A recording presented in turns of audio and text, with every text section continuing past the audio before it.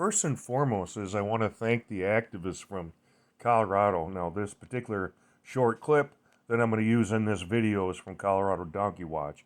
Thank you very much. Your work is noticed. And for the other activists in the state of Colorado, I watch enough videos to realize that one of the worst agencies in this nation, in terms of, well, name it, is the Colorado Springs Police Department. They are idiots, they're morons, they're stupid, they're callous, they don't know their job, they don't care to know their job, they don't have to know their job, and no matter what they do, the agent's going to say nothing to see here. Our guys are great, they don't do anything wrong, and everybody else is screwed up. Yeah, this is the agency, Colorado Springs PD, that beat the hell out of the Brown brothers, the African Americans who were just trying to get home. They got beat to hell. And the agency said, yeah, our guys acted within their training and policy, right? That's what they always say.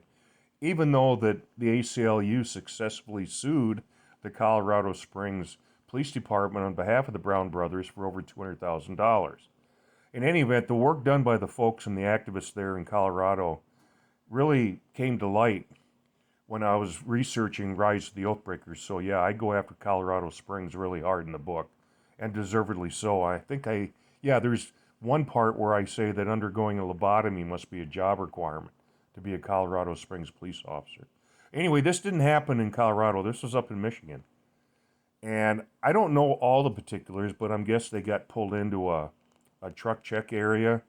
And this particular officer identified himself as Michigan State Police, although I'm guessing he was probably with the Motor Carrier Division, a motor carrier inspector. Regardless, they still go through pretty much the same training. And because of it, they pretty much don't know what to do. They don't know their job. They don't know the scope of their authority. And it was proven once again in this video, and here's what I'm talking about. Of all the different kinds of law enforcement officers in this country, none make their living pulling vehicles over more than state troopers or state police, whatever you want to call them. They're professional car stoppers. So how is it like this guy, Officer Not So Bright with the Michigan State Police, not only doesn't realize he doesn't have the authority to demand ID from an innocent passenger, he goes so far as to actually threaten to arrest him, haul him down to the jail, and fingerprint him. How many times has this officer pulled this? How many times has he actually done it? How many times has he actually threatened somebody, give me your ID or I'm taking you to jail, and coerced that person into giving up their ID? And when people don't know their rights, guys, and they hand over their ID, it only makes it more likely that this is going to happen. That officers like this, Officer Not So Bright, are emboldened to continue to play this game. And it has to stop, and that's what makes this so remarkable. All right, so I do need to identify you, whether I need to take you down to the jail to identify you. So you're going to violate my civil rights? No. You're going to violate my civil rights? I'm not violating any of your civil rights. But your traffic stop is with him, it's not with me. I agree, but I still need to identify you. I don't know what you need to do. The traffic stop is with him. I'm just a passenger I need to in the car. identify you. This is not an isolated incident. Cops throughout the country, regardless of jurisdiction or agency, continue to drag people out of cars and throw them into cages and ruin their lives because they want ID. For what purpose? Run them for warrants. When a police officer wants to run you for warrants, there's no constitution. And in all these different interactions that I've watched and researched and that went into the book Rise of the Oathbreakers, nothing bothers me more than officers who keep going after ID because they want to run people for warrants. Let me ask you this. Not only is this cop dangerous, what if he uses violence to get the job done? He starts calling backup. And they're as stupid and clueless as he is, Officer Not So Bright. What if there were 2 innocent passengers, or 5 or 10, or a whole busload? You see, when you take it out to the most extreme level, it reveals the danger behind this.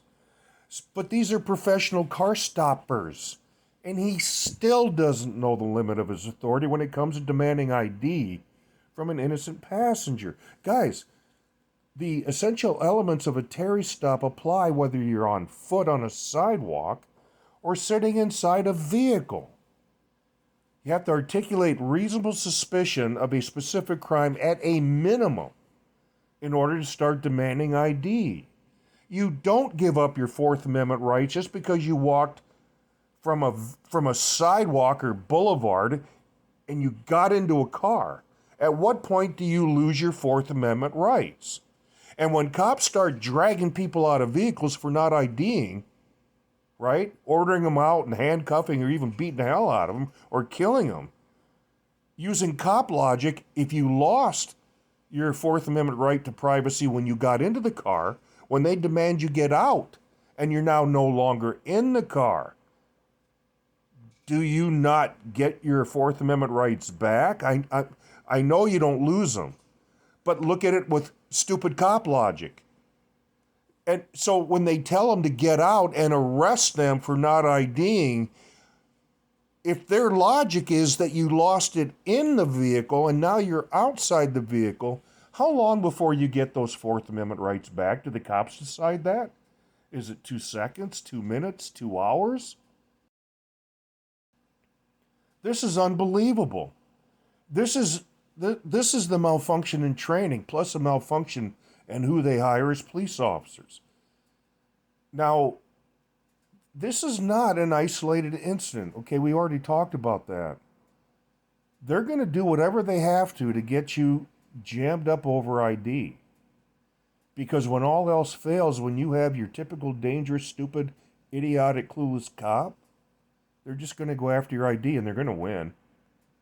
If this officer had pushed the issue, how long would this officer have kept the innocent passenger at the jail in handcuffs? You know what they would have done? They would have arrested him on false charges and dragged him before a judge. The judge would have set some ridiculously high bond amount and then come back for the arraignment. You want to bet that the local sold-out corrupt prosecutor is going to go ahead and take the case? They're going to pursue it. We see it all the time, don't we? So the government has effectively stolen a person's Fourth Amendment right to privacy against unreasonable searches and seizures. Guys, if they can get away with stealing the Fourth Amendment under the guise of you didn't ID, the government can take all our rights. It doesn't just stop at Fourth Amendment violations in terms of ID, whether you're an innocent passenger, innocent pedestrian. They keep stealing Fourth Amendment. The entire Bill of Rights is history. We can't count on the police to know the limits of their authority. They don't know their job, as a matter of fact. The system supports them not having to know their job. So now it's incumbent upon we, the people, the citizens, to learn their rights, know their rights. Pick up a copy of Rise of the Oathbreakers as soon as possible. You will know more than the cops. You have my word on that. And for those of you who have read it and know exactly what we're talking about here, please leave a comment that encourages folks to pick up a copy. Time is short. Every second of every day that gets away from us and folks don't know their rights is another day that we sign our freedom away.